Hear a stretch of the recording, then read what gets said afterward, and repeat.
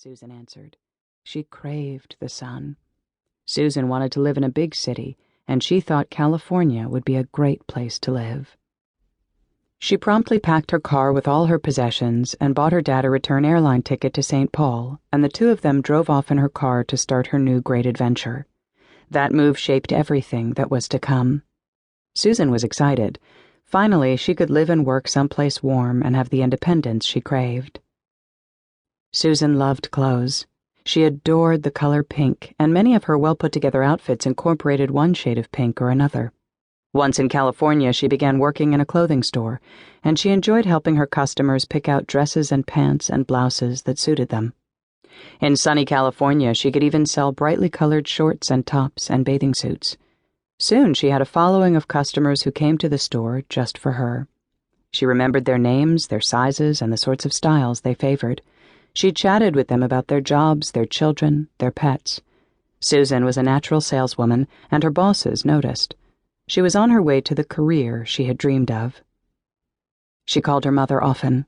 California was wonderful, she said. There were so many places to go. It was so different, so warm, and she loved the beach. And she had met this man.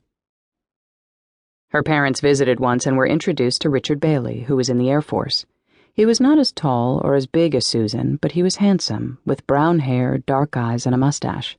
He was Susan's first real boyfriend, and she was obviously in love with him, but her parents weren't too impressed.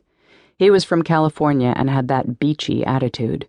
He wasn't especially friendly to his girlfriend's reserved northern parents, and they didn't warm up to him. Maybe it was just the uniform she was attracted to, they hoped. Maybe she would find another man in uniform to fall for. But Susan was smitten. "Mom, I'm married," Susan told her mother in a telephone call in early March of 1988. "Richard and I eloped." Her mother wasn't thrilled about the news, but it was too late to do anything about it. Kate just hoped her daughter would be happy. Susan also wanted to be happy, but she and Richard moved often as his postings changed, and she was lonely while he was on duty. Just as she would begin to make friends at a base and find a job, they'd relocate, and Richard would take off for his next assignment, leaving her alone again.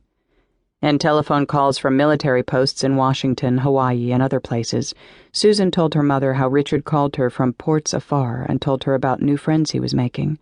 Kate didn't know what to make of that. She thought it made Susan jealous, but she didn't know whether or not her son-in-law was actually cheating on her daughter. When Richard's hitch in the Air Force was up, he enlisted in the Coast Guard. But in 1990, after he finished his first hitch, he left the military. They went to live with his parents in San Bernardino, California, and Susan became pregnant with their first child, Jennifer.